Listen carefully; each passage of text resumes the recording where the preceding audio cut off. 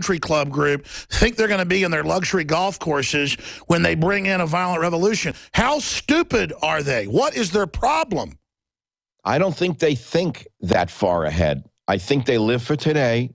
They live for the comfort of today, the convenience of today.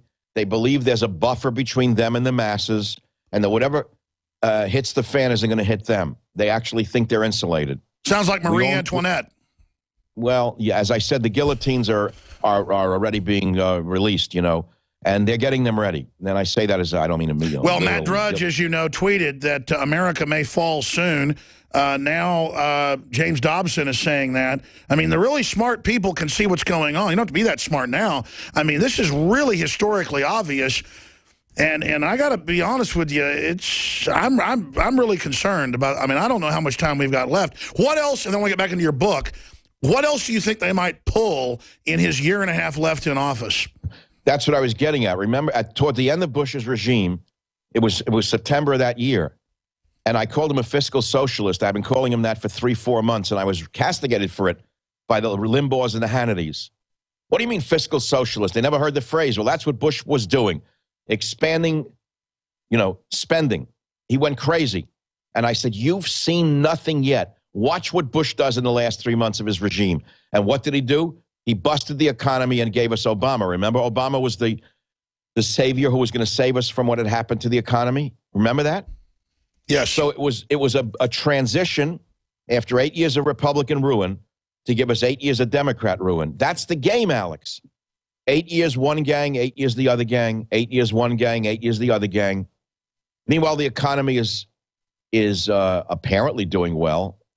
Is it? I don't know. We don't know. We don't really know. No, even with Cook numbers at 0.2%, that's with unlimited free money to the establishment. I think you're right, though. And history shows this. You're a historian. Elites always become decadent and think they're invincible. And what I'm saying is, you ask what will Obama likely do between now and there's a long time left. It's not just 3 months left.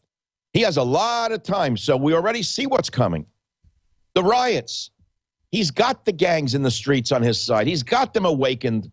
He's got them armed. They're armed to the teeth with illegal weapons, aren't they? And so you're going to see more race war right up until the Labor Day of 2016 for an obvious reason.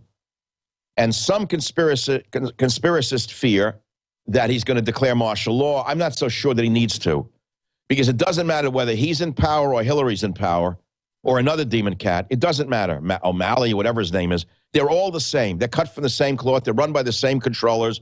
It doesn't matter. They're going to take the street garbage. They're going to take the illegal immigrants, and they're going to warp the entire election. So it doesn't really matter who runs on the other side. So I don't think that it's going to come down to the camps and the internment and martial law. I don't believe so. I think it would upset the economy and the world for him to do that. Sure, they've got that as an emergency fallback. They've got that as an emergency fallback. But rest assured, if they don't get everything they want, they might have the bravado, or what's a better word, the chutzpah, to push it. I mean, they're bold. Fortune favors the bold. I think they're capable of anything. Well, they are capable of anything because he's the smoothest con man America's ever seen in the White House. You got to admit he's smooth. He doesn't scream in German. He doesn't march to the Horst Wessel song, does he? But he's performing along the lines of any other petty dictator. We know what he is. We can see it, those of us who can smell it. He is Al Sharpton with a smoother act. Sure. So, in other words, strip away the veneer of Obama and look at that street rat, Al Sharpton, and that's who's running the country. Well, look at how Sharpton's been at the White House over 50 times. I mean, Al Sharpton is a joke, a huge weirdo, gang member, FBI informant, who wears huge leisure suits with long, curly hair. It really is a freak show. It'd be like having Benny Hill as president or something. It just none of it makes sense. Let me ask you this. I want to get back into the book here. Michael Savage is our guest. Michael Savage, Countdown to Mecca, because that's the other big wild card. Is ISIS running around, stirred up by our ally Saudi Arabia. You've got the whole new Cold War getting kicked off. You've got all these public statements about the Tea Party's the main enemy and gun owners are the main enemy and veterans are the main enemy. And then meanwhile, we just mentioned 5 weeks ago, hey, Jade Helm lists Texas as the enemy in Utah and Orange County. And then here's these training manuals that says, it's even in Forbes and AP that the military is trained to take on the veterans and the Tea Party. We have a concern, so they have literally hundreds of publications a day saying, I'm saying Obama's going to invade Texas in July. Never said that. They never quote me saying it. They just lie. Why do you think they're running around like chickens with their head cut off about that? Well, we all know who they are. There's a very small, you mentioned Anderson Cooper. These are talentless people with no ratings. They see an independent guy like you, so what are they going to do? They see an independent guy like me who rose from the ashes. Like a phoenix, I rose from the ashes. I'm on over 250 of the biggest stations in the country. The Limbaugh cartel hates me because they can't understand how I got where I am without them. Fox News hates me. I call Megyn Kelly Martha Washington, sarcastically, because she thinks she's the founding mother of the nation. She is doing the bidding of the Islamists, as far as I can tell, especially after this event. They actually blamed Pamela Geller for this event in Texas, didn't they? Yeah, they said it's her fault. They basically said she deserves it. Yeah, well, that tells you where they're at. The good news, Alex, is the scum are dead. They didn't injure anybody. The vermin, the converted filth, the converted jail garbage that did this is dead because of beefy Texas security guards, beefy Texas cops who aren't going to take the crap. They're not going to put up with this garbage, this hatred for Christians, this hatred for America. They're not going to accept it. They blew them to Allah land. That's the good news. That's the future we should look to. All of the armed police in this country, you have a job. All of the military in this country, active or retired, who are armed to the teeth, you have a job. Stand up to this scum. Don't let them take away your legacy, and don't let them steal your daughter's future. That's my answer.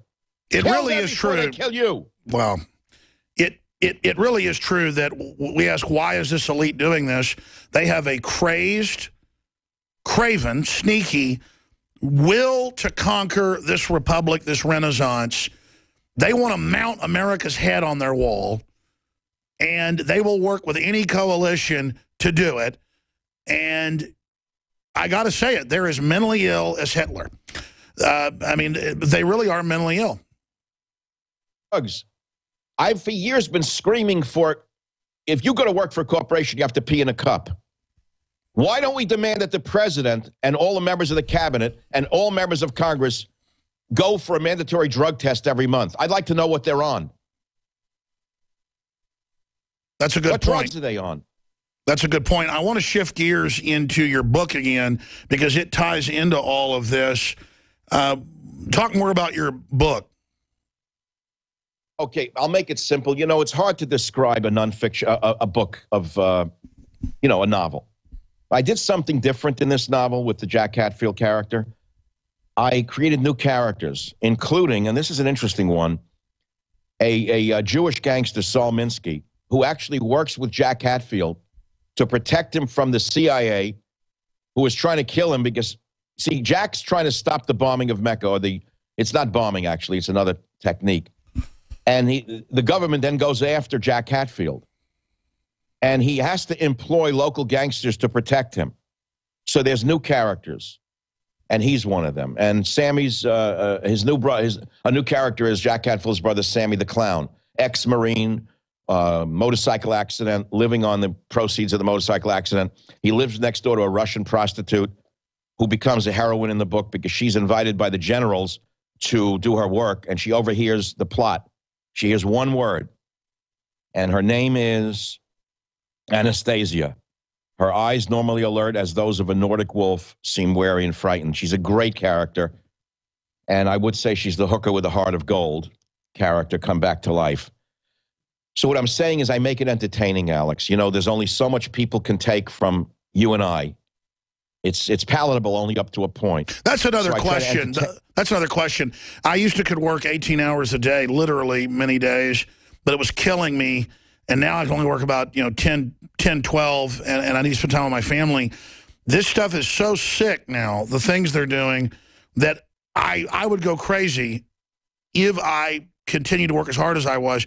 You, multi-time, top supplement developer, top, best-selling author, kind of launching a lot of the health revolution 35, 40 years ago. I'm not bragging for you. It's actually true for folks that don't follow it.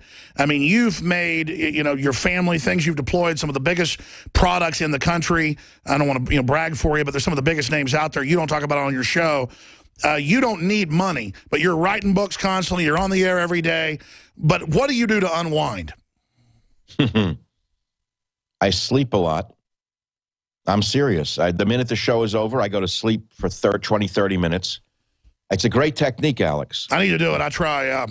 No, but here's the thing. Go in a dark room. It has to be a totally, absolute dark room, no light. Hold your keys in your hand, on the side of the bed. It's an old trick. And let yourself drift. The minute the keys hit the floor, it'll wake you up. It's no more than 12 minutes. That's all you need. You sleep more than 15 minutes, you're going to get groggy. I agree, yeah. Right? So 12 minutes, you do the Edison nap. That's number one. I am saturated in vitamins. I am swimming in ascorbate. I'm a big vitamin C man. I have been for years, and many other things. I mean, people know me. I talk about it. I love to eat. I do drink at night, and that helps me. Just completely turn it off. You have to turn it off. Yep. You have to turn the switch. Alex, you cannot do. Your wife probably doesn't want to hear you talk about this. Am I right? Yes. Right? She just stop it already. I mean, you have a family. So you do have to learn to turn that off, or you'll go crazy. I do turn it off, and then people walk me on the street and want to talk about this stuff, and I'm sorry, I just can't do it. I ride a bicycle every day, and I do it in the way that Mr. Kellogg did. The man who created Kellogg's Cornflakes. He would ride the bicycle 1 mile a day from his home to the plant in Battle Creek, Michigan, in a suit and tie, looking like Colonel Sanders. And he said, I'm riding the bicycle for equilibrium. In other words, we think we're supposed to ride the bicycle for cardio, pumping our bodies to death. He saw it another way. I ride my bicycle for that balance. You know what I'm saying? Equilibrium. That's right, yeah. Yeah, just ride the bike a little, like a mile on a flat road, get equilibrium. Try to see it in the Zen way, in that way, honestly. And these are things, they're simple techniques, and also luck. You've got to be lucky, Alex. I'm over 70. I'm 73 years old. I should be dead by now. My father died, God rest his soul, at 53. My grandfather at 47.